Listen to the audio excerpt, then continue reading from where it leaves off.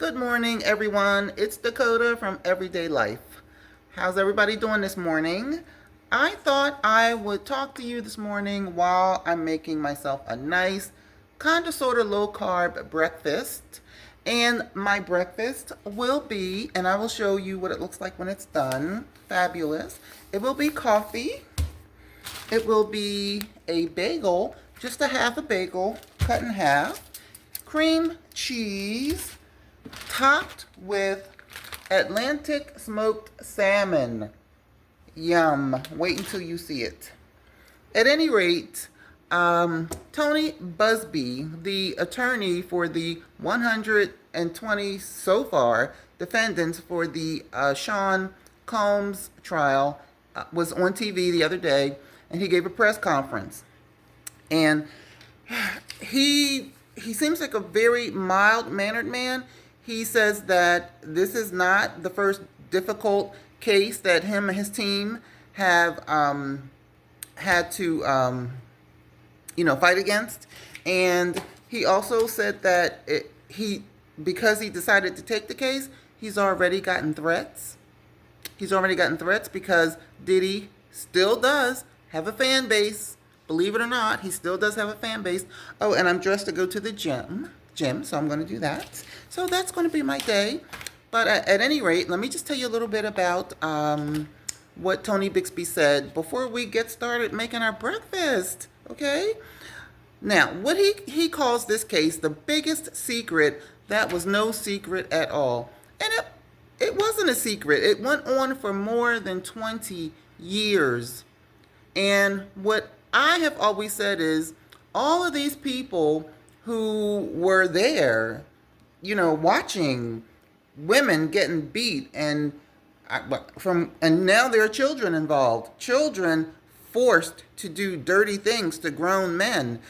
How could you just stand by and see this happening? And also, if everybody thinks that Diddy did all of this by himself, then you're mistaken. He had a crew, of course. And from what it seems to be, he had a high-powered crew as well as low-level crews. So what Tony Bixby says is all of these silent accomplices, we're going to find you. So you need to come forward before we come and find you, because we're going to find you and the feds are going to help us find you. Now, what I want to know is, now Diddy has been charged with forcible sex trafficking.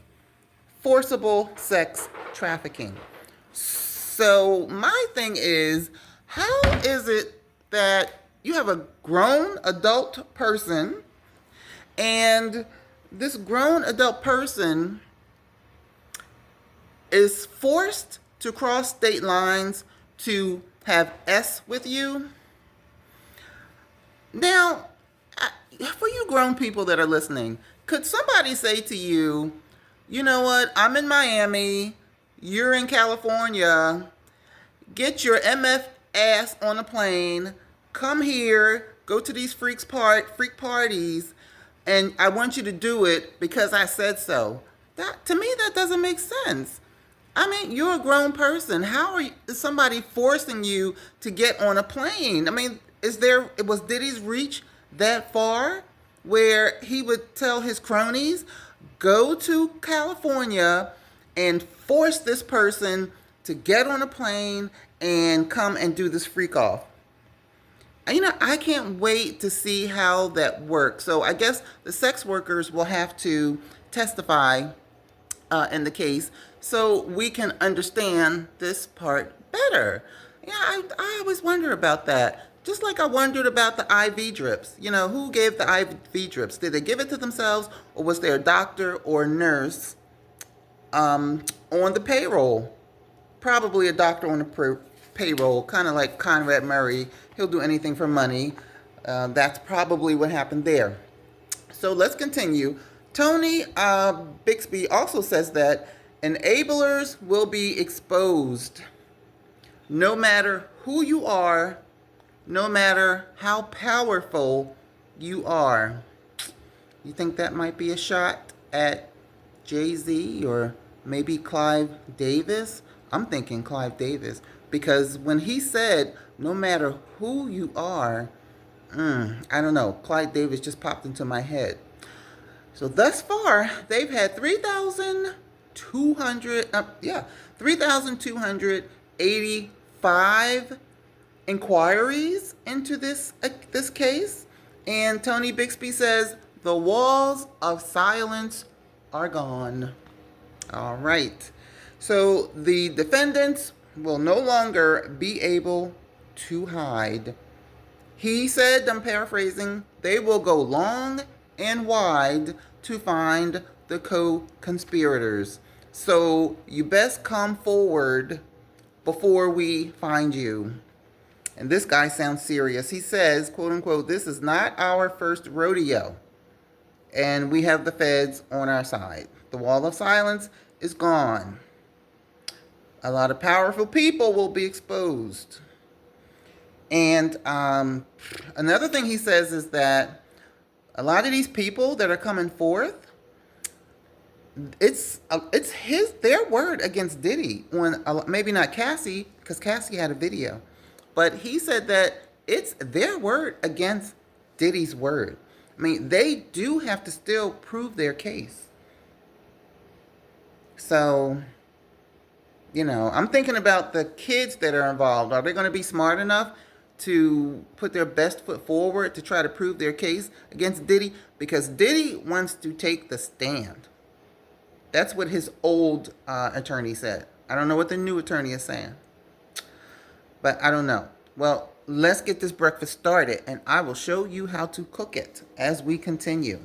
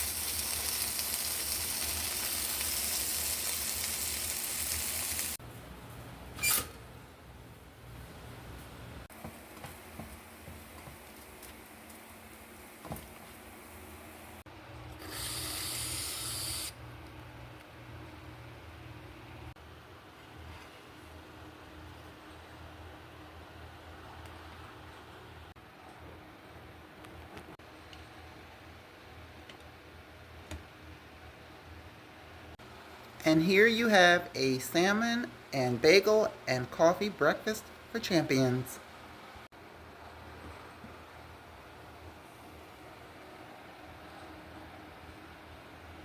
Bon appetit. Now let's continue. The victim pool was shocking. It went from a 9-year-old to 15-year-old to 14-year-old. 25 minors were involved. And I know we all know what's happening with the Diddy case because we've all been watching the news. But you have to recap sometime because every day new things are coming out. Now we have a new lawyer. Now we know how many minors were involved. So I'm not trying to be redundant, but we have to go over things we went over before so we can put the new stuff into context. So like I said, there are some minors involved. Now, the abuse took place between 1991 and 2024, but Bixby said that most of the abuse occurred after 2015.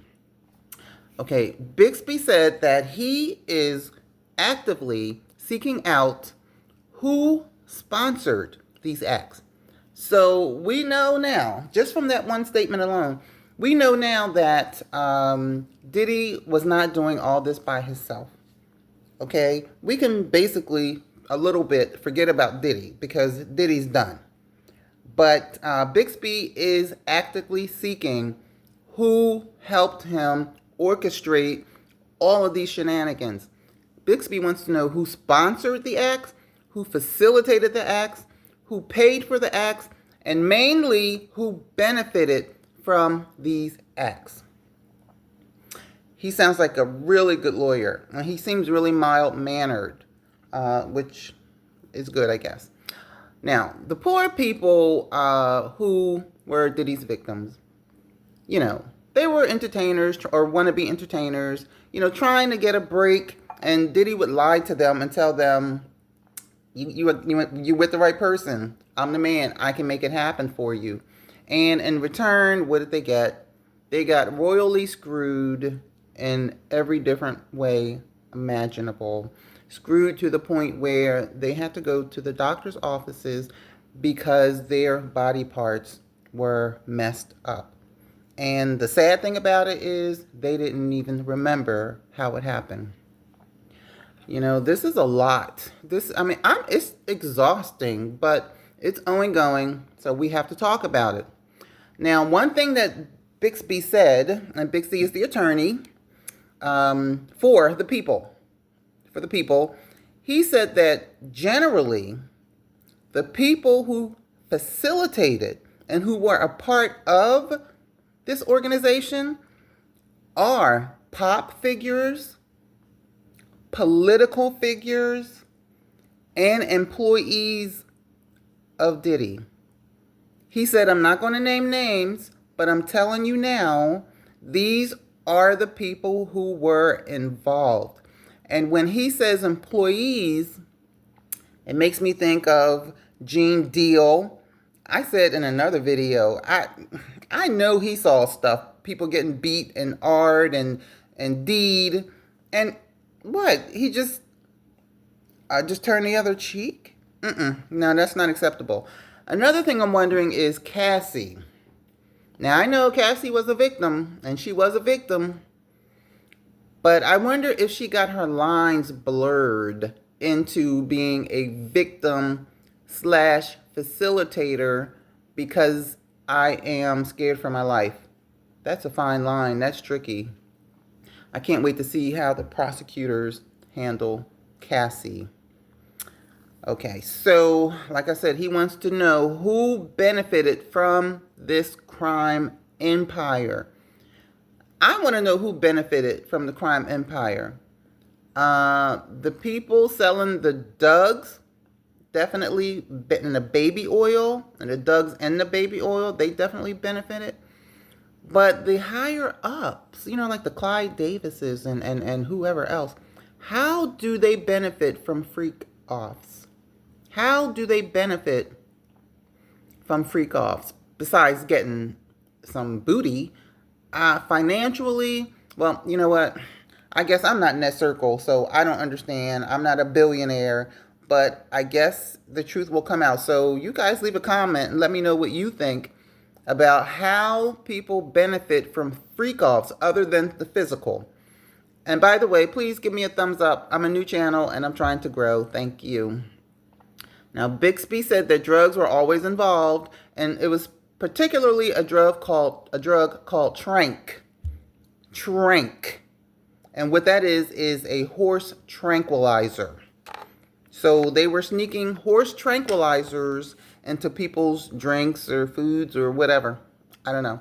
And the reason they know that the trank was in their system is because after the freak offs, their booty parts and body parts were mutilated or messed up or on fire or raw, and they just didn't remember how it happened. So they went to the emergency room and they got their blood tested. So this is so far what is going on with the Diddy case. Quite amazing, quite interesting. Diddy wants to take the stand. So that's going to make it even more interesting than the Fonnie Willis case, right? It just reminds me of mobsters, the way this whole thing is going down. But every entity must take a fall. Now, when he said that a lot of industry people are involved, did facilitate, did know, he even wants to go after people who turned a blind eye. And when he say industry people, I'm thinking Mr. Disappearing Man, Jay-Z. Now, you know Jaguar Wright, on the blue couch. She talks about Jay-Z quite often. And, now Jaguar, I want to know where Jay-Z is. I wonder if Bixby is going after Jay-Z. I know he's shaking in his boots. I know that allegedly Beyonce and Jay-Z are in the process of separating their assets. Maybe because they know what's coming down the pike. I don't know. So anyway, that's the story so far, people. So I will keep you guys updated, and you guys have a good day.